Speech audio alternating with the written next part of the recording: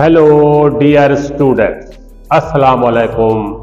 कैसे हैं आप लोग और कैसी चल रही है आपकी स्टडी? कि आजकल हम चैप्टर 6 को स्टडी कर रहे हैं। आज उसका लास्ट लेक्चर है, लेक्चर नंबर 6.5। छोटा सा चैप्टर है, छोटे छोटे लेक्चर हैं, 5 लेक्चर हैं टोटल। आज वाले लेक्चर में हम सारे इस चैप्टर को रिवाइज भी करने वाले हैं। आज हमारा जो टॉपिक है वेरी इंपॉर्टेंट। आपको हम सबको इल्म है कि life is very important and life based on blood flow in our body. Life का इन्हसार ब्लड की सर्कुलेशन पे। अल्लाह खैर करे, जिस दिन ये सर्कुलेशन स्टॉप हुई बंदा मुकम्मल सुकून में चला जाएगा। सुकून से मुराद जिंदगी खत्म। इसीलिए सुकून की ज्यादा कोशिश ना किया करें। हर बंदा चाहता है मुझे दिल का सुकून चाहिए। सुकून साकिन से है, दिल रुक गया, सुकून में आ गया तो लाइफ खत्म हो जाएगी, फिर मुकम्मल सुकून में चले जाएंगे। बहरहाल एक ना एक दिन हमने जाना जरूर। ब्लड, मैंने फर्स्ट लेक्चर में 6.1 में भी ये बात की थी कि ये जो फ्लूइड डायनामिक्स हम पढ़ रहे हैं, पाइप्स में फ्लूइड का flow, fluid mean liquid and gases. तो हमारी बॉडी में जो वेसल्स हैं, छोटे छोटी रगें हैं, पाइप्स हैं, ये भी रबड़ पाइप की तरह है। इनके अंदर ब्लड फ्लो करता है तो हमारी लाइफ चलती है। आप देखें, हार्ट जब हमारा दिल ब्लड को पंप करता है, पूरे जिस्म के अंदर भेजता है, तो सारे जिस्म के अंदर हर जगह छोटे छोटे पाइप, छोटी छोटी रगें मौजूद हैं। वो ब्लड उसके अंदर मूव करता है, उन वेन्स के ऊपर प्रेशर भी पड़ता है। इसीलिए ब्लड प्रेशर आजकल के ज़माने की एक ज़बरदस्त लाइफ स्टाइल रिलेटेड डिजीज़ है। ये एक ऐसी बीमारी है जिसका ताल्लुक हमारी लाइफ स्टाइल के साथ। हम जिंदगी कैसी गुजार रहे हैं, हरकत वाली गुजार रहे हैं या बिल्कुल हरकत के बगैर गुजार रहे हैं। अगर आप हरकत में रहेंगे तो ब्लड भी हरकत में रहेगा आपके जिस्म के हर हिस्से तक। सारी हमारी जो एक्सरसाइज है, स्कूलों में आपको याद है ऐसे इस तरह की हम एक्सरसाइज किया करते थे। ये सारी का मकसद क्या है? सारे जिस्म में ब्लड सर्कुलेशन को नॉर्मल करना। आजकल यूट्यूब में बेहतरीन लेक्चर मौजूद हैं हर चीज़ के बारे में, लिहाजा आप इस बुनियादी चीज़ को ज़रूर स्टडी करें कि ब्लड क्या है, सर्कुलेट कैसे करता है, उसमें वाइट ब्लड सेल क्या है, रेड ब्लड सेल्स क्या हैं, उसमें चिकनाई कितनी है, उसमें LDL कितना है, उसमें HDL कितना है। ये खुद देख लें, आप लेबॉर्ट्री से भी बच जाएंगे और सबसे बड़ी बात डॉक्टर से भी बच जाएंगे। अब डॉक्टर के पास जाना आपको पता है बहुत मुश्किल काम है, कई घंटे इंतज़ार में बैठना पड़ता है। आप अस्पताल में जाएं, वो सरकारी अस्पताल है या वो प्राइवेट हॉस्पिटल है, हर जगह मरीजों की लाइनें लगी हुई हैं। यू हैव टू वेट, काफ़ी टाइम तक आपको बैठना पड़ता है। लिहाजा इस इंतज़ार से भी बचें, पैसे खर्च करने से भी बचें। आप इसके बारे में खुद इंफॉर्मेशन लेने की कोशिश करें। सारे का सारी बीमारी का आजकल के दिनों में बीमारियों का इन्हसार खड़ा है। आप क्या खा रहे हैं, कैसे रह रहे हैं और कैसे सोच रहे हैं। आज हम ब्लड के बारे में बहुत थोड़ी सी इंफॉर्मेशन आपको देने लगे हैं कि पहली बात कि ब्लड है क्या। हमारी रगों के अंदर ब्लड मूव करता है तो दबाव डालता है। वो मैक्सिमम वैल्यू उसकी क्या होती है, मिनिमम वैल्यू क्या होती है। आजकल तो इंस्ट्रूमेंट मिलते हैं, यहाँ बांध लें, मोबाइल के ऊपर ऐप मौजूद है, आपका ब्लड प्रेशर आपको पता चल जाएगा। उसके नॉर्मल रखने की एहतियातें भी मौजूद। आप डॉक्टर से, आप दवाई से दूर रह सकते हैं और रहना भी चाहिए। Blood is an incompressible fluid. Liquid तकरीबन इनकम्प्रेसिबल होते हैं, कांस्टेंट डेंसिटी होती हो। ये नहीं है कि दबाव बढ़ाएंगे तो उनका वॉल्यूम कम हो जाएगा, नहीं, डेंसिटी उनकी सेम रहती है। डेंसिटी है कितनी? Nearly equal to that of water. Blood जो है ये तकरीबन इतना ही थिक होता है जितना पानी। इसका मकसद है कि ब्लड पानी की तरह पतला है। इसको ऐसे ही रखें, फिर आपको पता चल जाएगा जब आप थोड़ी सी स्टडी करेंगे ब्लड गाढ़ा किससे होता है। जो ही गाढ़ा होगा उसकी स्पीड स्लो हो जाएगी, जब स्पीड स्लो हो जाएगी प्रेशर बढ़ जाएगा। तो इसीलिए आप इसको गाढ़ा भी ना होने दें। ये गाढ़ा कब होता है? आपके डाइट सिस्टम से, आपके लाइफस्टाइल से। तो इनकम्प्रेसिबल फ्लूइड है पहली बात। उसकी डेंसिटी पानी के बराबर होती है तकरीबन, थोड़ा सा फर्क के साथ। गर्दिश करता है। Blood vessels are not rigid. हमारे जिस्म के अंदर जो रगे हैं ये देखें, आप प्रेस करें तो चिपक जाती है। ये भी पाइप की तरह खुल भी जाती है, तंग भी हो जाती है। नॉट रिजिड, बिल्कुल जैसे बाहर लोहे का पाइप है, बाहर पानी के पाइप है, ऐसा प्लास्टिक का पाइप की तरह नहीं है, रबर की तरह है। Rubber, like rubber hose, rubber की तरह इलास्टिसिटी इसमें है। अब ज़हर जब किसी चीज में से फ्लूइड मूव करती हैं, गैसेस मूव करें या फ्लूइड लिक्विड मूव करें, दबाव तो डालती हैं, प्रेशर तो डालती हैं। तो blood pressure varies with heart beats. आप यहां हाथ रखें, आपको अपने दिल की हरकत का पता चल जाए। यहीं से भी आप पता चला सकते हैं हार्ट हमारा हेल्दी है या हेल्दी नहीं है। वेरी लो स्लो स्पीड है या वेरी हाई है, तो इसका मकसद है कहीं गड़बड़ मौजूद है। The blood pressure varies with heart beats. The pressure varies from high value. एक इसकी हाई वैल्यू होती है जिसको सिस्टोलिक प्रेशर कहते हैं, उसकी वैल्यू तकरीबन 120 टार के बराबर होती है। Torr is a unit of pressure. Atmosphere is a unit of pressure. mm of mercury is a unit of pressure. Newton per square meter is a unit of pressure. ये मैं आखिर पे असाइनमेंट दूंगा कि इन सबको आप थोड़ा स्टडी भी करें। 1 टार 1 mmFHg यानी 133 न्यूटन पर स्क्वायर मीटर होता है। बेसिक यूनिट जो है आप पढ़ चुके हैं। प्रेशर की यूनिट क्या है?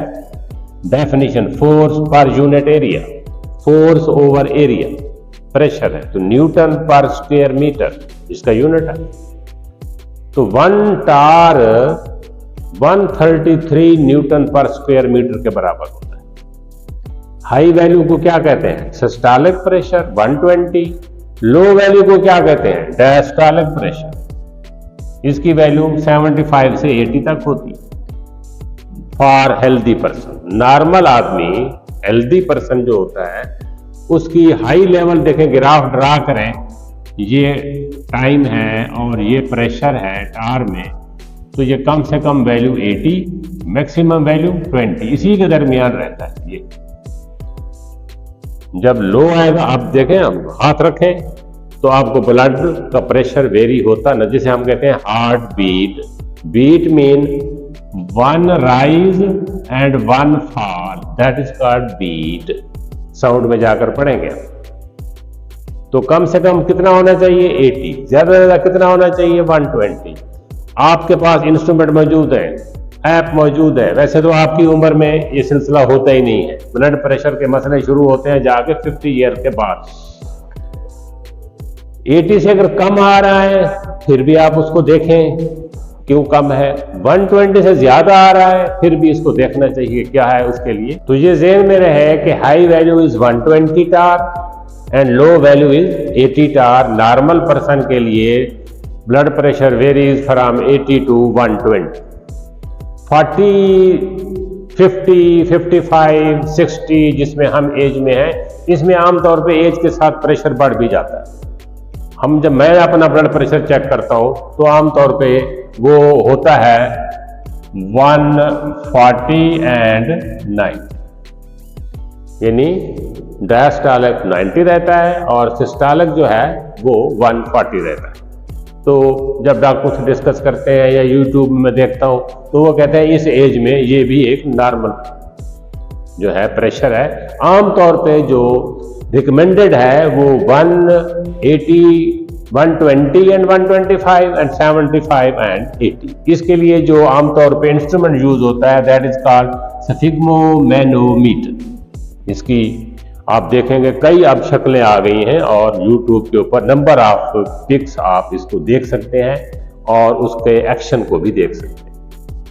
ये था हमारा चैप्टर 6 जो ऑलमोस्ट कंप्लीट हो गया। अब हम थोड़ा सा इसका व्यू ले लेते हैं। हर चैप्टर का हम इस तरह व्यू लेते रहते हैं ताकि आपके ज़हन में, जैसे आप किसी शहर में सैर करने के लिए जाते हैं, फर्ज करें आप लाहौर गए हैं, तो आप पहले भी ज़हन में रख कर जाते हैं आपने फला जगह जाना है, आपने शाही किले जाना है, आपने गुलशन इकबाल पार्क जाना है, आपने मीनार पाकिस्तान देखना है, आपने फला चीज़ देखनी है।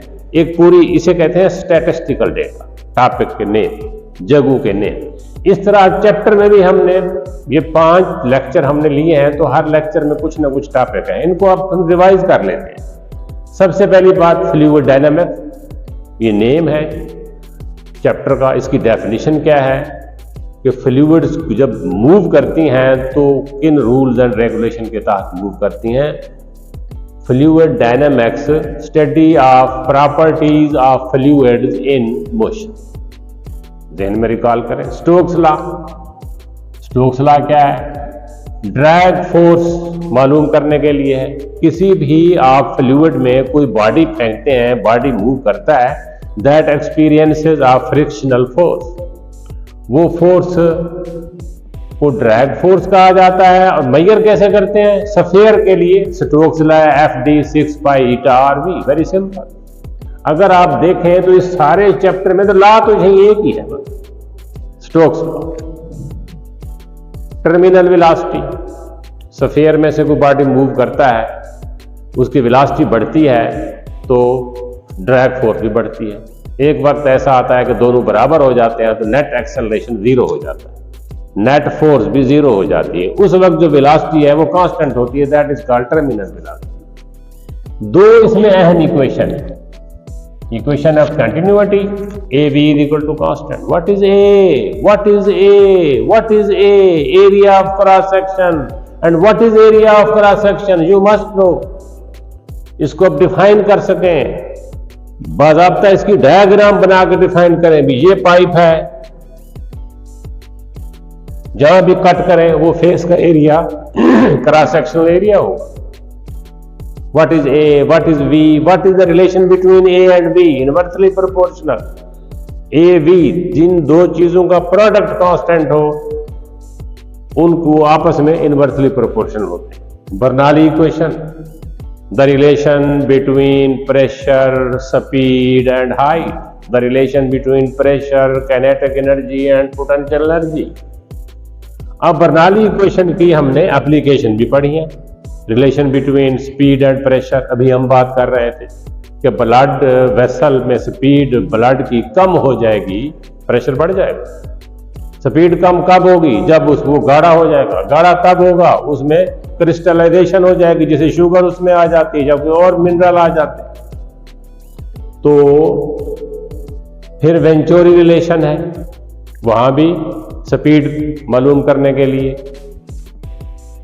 अब लास्ट चीज हमने जहां आपके सामने डिस्कस की है ब्लड फ्लो, वो सारा हमने डिस्कस किया है। ब्लड क्या होता है, इसकी डेंसिटी क्या होती है, इसका प्रेशर में हाई वैल्यू क्या होती है, लो वैल्यू क्या होती है। नॉर्मल ब्लड प्रेशर को आप डिफाइन कर सकें, डायस्टोलिक को डिफाइन कर सकें, सिस्टोलिक को डिफाइन कर सकें। अब कुछ असाइनमेंट के तौर पर मैं आपको कुछ यूनिट यहाँ लिखे हुए हैं। एटमॉस्फेयर, ये भी यूनिट है प्रेशर का, इसको कैसे डिफाइन करते हैं। टा यूनिट है, हमने यहाँ डिफाइन किया भी है, अगर आपके ज़हन में तवज्जो आपने की है तो। Unit of pressure pascal, unit of pressure. फिर ये तो newton per square metre, unit of pressure newton per square metre, इसको डिफाइन करें। एटमॉस्फेयर को डिफाइन करें, टार को डिफाइन करें, पास्कल को डिफाइन करें, न्यूटन पर स्क्वायर मीटर को डिफाइन करें। फिर इनके दरमियान रिलेशन क्या है, जैसे आपको पता है kilogram is the unit of mass, gram is the unit of mass, milligram is the unit of mass, ton is the unit of mass, unit of mass है। इनकी आपस में रिलेशन क्या है, ये भी सब यूनिट है। 1 एटमॉस्फेयर कितने टार के बराबर है? 1 टार कितने पास्कल के बराबर है? 1 पास्कल कितने न्यूटन पर स्क्वायर मीटर के बराबर है? ये आपकी असाइनमेंट है। पहले इनको डिफाइन करना, इनकी डेफिनेशन देखना, उनको कम से कम अल्फाज में बयान कर सकें। जिस डेफिनेशन को आप समझ गए उसे कम से कम अल्फाज में आप बयान कर सकें। आप बिल्कुल फिक्स अल्फाज जो आपने कहीं देखे हैं आप बार बार वही दोहरा रहे हैं, तो इसका मकसद है आप समझ नहीं रहे या समझ में कुछ कमजोरी। तो चीज को समझें, उसको मुख्तसर अल्फाज में बयान करें। एक डेफिनेशन आपने पढ़ी है बुक में, आप सोचें इस डेफिनेशन को हम कम अल्फाज में कैसे बयान कर सकते हैं, तब आप बात समझ जाएंगे। या अल्फाज चेंज करके कैसे बयान कर सकते हैं, चीज वही हो, अल्फाज चेंज कर सकें आप, तब आप समझ रहे हैं। What is atmosphere, what is star, what is pascal, what is newton per square metre, what is relation between atmosphere and torr, torr and pascal, pascal and newton per square metre. I hope कि आप चीजों को समझ रहे होंगे और इससे लुत्फ अंदोज भी हो रहे होंगे। Thank you very much.